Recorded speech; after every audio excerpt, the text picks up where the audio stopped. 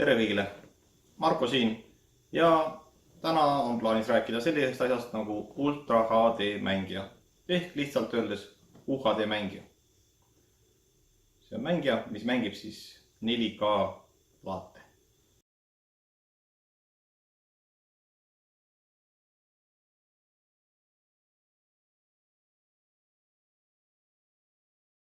Enne veel, kui lähen Ultra HD mängija jutu juurde, tahan tänada kõiki kanali vaatajaid, aitäh teile.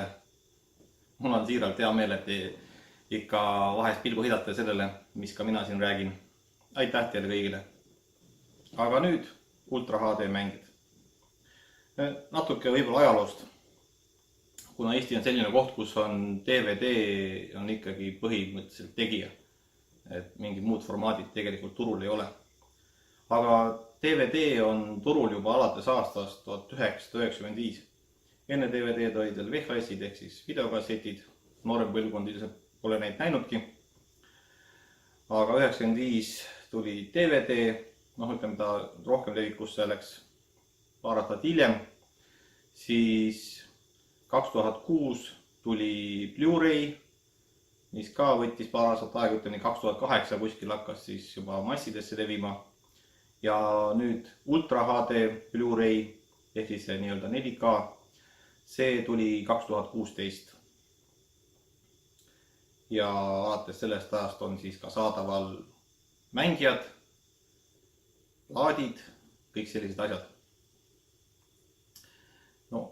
Esimesed mängijad olid, muidugi Samsungi mäng oli kõige kuulsam, see nii-öelda kõige esimene mängija, millega siis prooviti neid esimesi plaate mängitada. Aga see polnud kõige parem mudel. Kiirelt tulid peale teised tootjad ja ka Samsung tegi üsna pea endale uue ja parema. Aga mõne sõnaga siis nendest mängijatest põhjalikumalt. Ultra HD mängija, konkreetne mudel on Panasonicu toode. Näeb siis välja selline, see on Panasonicu tippmudel.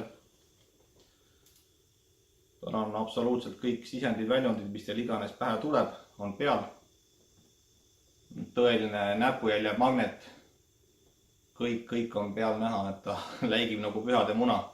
Ilmselt oli eesmärk siis teha ta natukene teistsugune, kui on need klassikalised mängijad. Aga selline päris ilus asi ta on. No nii, aga vaatame siis lähemalt seda mängijat. Selline läikiv ta välja näeb, et miks ta nüüd selline just tehti, raske öelda. Ilmselt, et võib-olla tundub teistsugune kui muidu, et kui tavalised mängijad on sellised tuhmid ja mitte midagi ütlevad, siis Ultra HD mängija tehti väga, ütleme nii, et väljapaistev. Kellele meeldib, kellele mitte, raske öelda. Uus tippmudel, mis nüüd peale tuleb, see tehakse nii-öelda klassikaline, nii-öelda robustsem, vastupidavam välimuselt.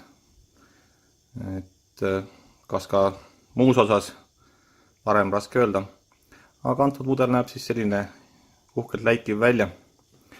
Peal on 2 nuppu, sisse lülitamisnupp ja plaadi lahti tegemise nupp. Aga mis siin praegu sees on? Vaatame. Hops. Natuke soundi. Ja nii ta lahti teeb. Terve esikülje teeb lahti, et mõnes mõttes väga lahe. Ja paneb hopsti kinni tagasi. Niisugune see masin välja näeb. Et ilus. Aga jah, selle miinus on tõesti see, et teda ei saa kuhugi nii-öelda teiste asjade vahele panna, see kriimustab selle ära, et sellepärast ta siin ka mul siin peal on, et tõesti kuhugi pannes on põhimõtteliselt jokk. Ja mis teine asi on see, et ta võtab tolmu, niipea kui natukenegi tolmu on, kohe kõik on näha, et see on selle masina miinus. Aga väga hea aparaat, väga hästi töötab. see on see minu isiklik mängija.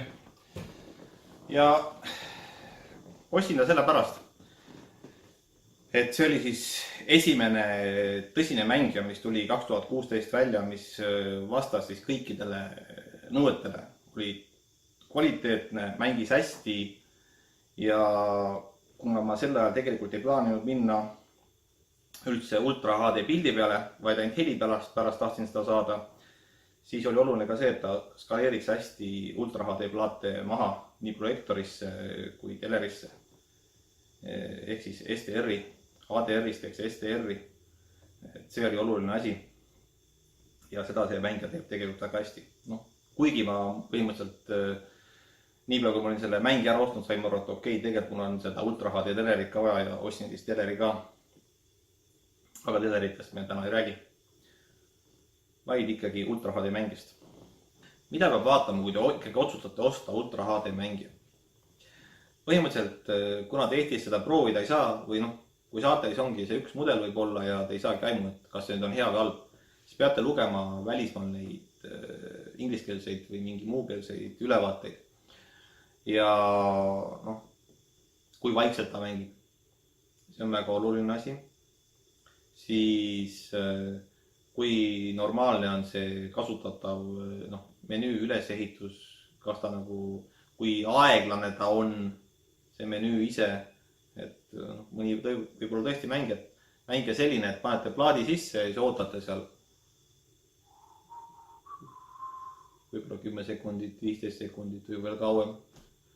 Et see on väga tüütu. Et sellised pisiasjad, mis alguses mõtlete, see pole mingi teema, hakkavad hiljem kõvasti häirima. Pildi kvaliteet. Palju räägitakse, missugune mängija on parem, missugune halvem. Mina ütlen, et kui te olete tavakasutaja, siis pildi kvaliteet on väga hea. Igal 10 juhul on pildi kvaliteet väga hea, te ei erista vahet. Te ei erista ühe mängija pildi teisest või võib-olla eristate, aga ma ütlen, et ei ole vaja küll sellepärast pingestada või muretseda, et oi, seal kirjutas, et selle mängija pilt oli kehva. Tõenäosus, et te seda suudate eristada lihtsalt seda ühte mängija pilti vaadates on väga väike. Panna kõrvuti ja hakata seal põhimõtteliselt nii-öelda luubiga uurima, siis jah, võite mingid vahesid märgata. Aga muul juhul küll see väga väike variant. Kõik Ultra HD mängijad mängivad ka siis tavalisi Blu-raysid ja mängivad DVD-sid ja mängivad ka CD-sid.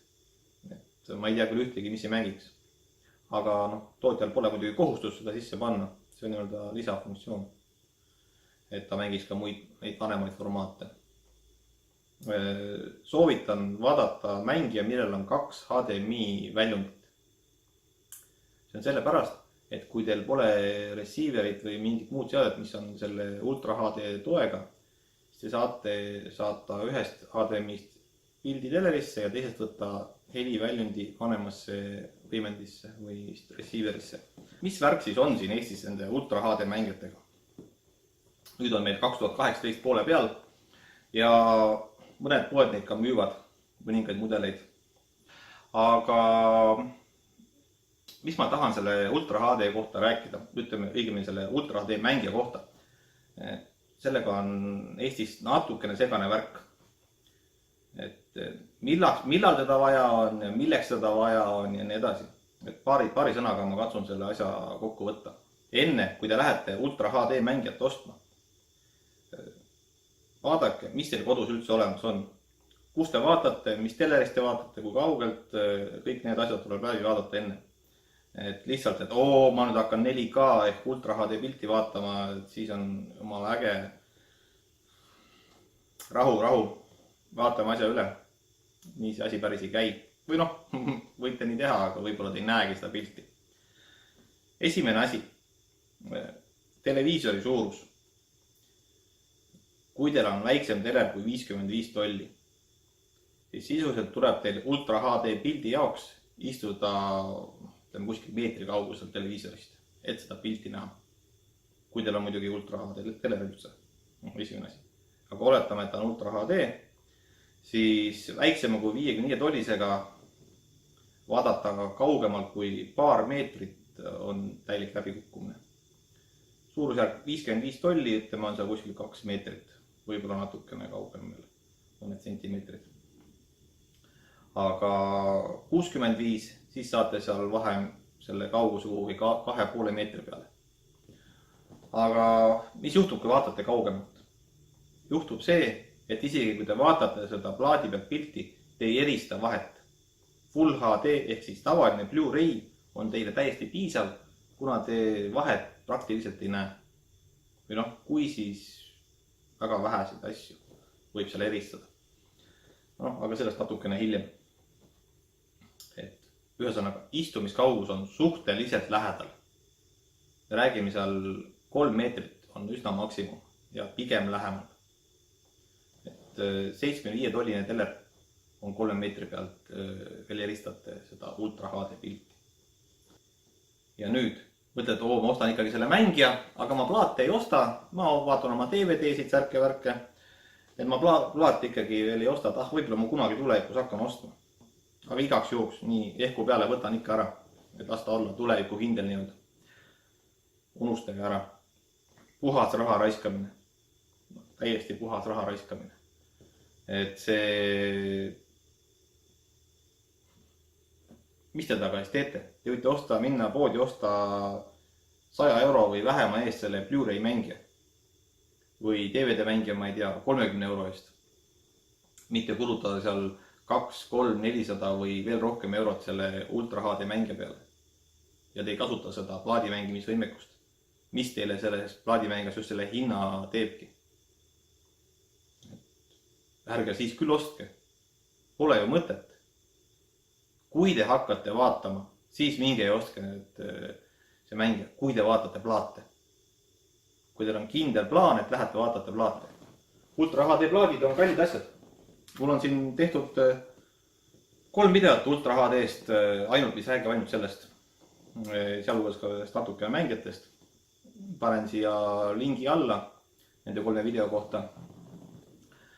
Ja see plaadid maksavad jämedalt, ütleme, 20–30 eurot. Pluss saatekulu Eestisse. Et see teeb selle ühe plaadi hinna päris kalliks. Peate sellega arvestama, et see kulu tuleb teil kohe peale. Lisaks plaadimängi ostule. Võite ta ju ilusti osta siia nurka seisma. Milleks? Ilu pärast, naabrimehel näitamiseks. Siis ei ole küll mõtet, minu arvates.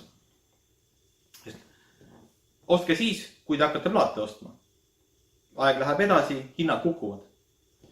Mina ostsin selle mängija siis, kui ta välja tuli. Ja mingid kuud hiljem. Põhimõtteliselt see maksis peaaegu 1000 eurot. Praegu maksab see sama mängija peaaegu poole vähem. Ta maksab seal 500–600 vahele. Et hinnad on kukkunud. Pluss on teised tootjad, on ka sama tootja teisi mudeleid, mida saab tõesti seal, kas päris 200 euroga saab, aga ütleme seal natuke pealt 200–300 vabalt ja nad näitavad peaaegu samasugust pilti. Et seda pildi vahet enamik üldse ei teegi. Et see on ultra HD pilt, kui plaadi pealt tuleb ja see on väga kvaliteetne ja väga hea. Nii et mõelge hoolega. Ärge minge lihtsalt ostma seda plaadimängijat, et oi, ma ostsin nüüd endale ultra HD televiisori, mul on vaja ultra HD plaadimängijat juurde. Ei ole. See on ikkagi tõsine küsimärk. Eestis plaate ei müüda, te võite tellima, nad on kallid. Ja kui te plaate ei plaani osta, striimite, milleks raha raisata. Ärge tehke seda. Et kuigi ma siiralt usun, et mida rohkem Eestisse kasutajaid tuleb, seda rohkem on tõenäosus, et siin hakatakse ka mingisugust valikut pakkuma nendest plaatidest ja asjadest, aga see on ikka nii küsitav, sest Eestis ei ole isegi Blu-ray, mis on nüüd 10 aastat ja rohkem juba vana formaat.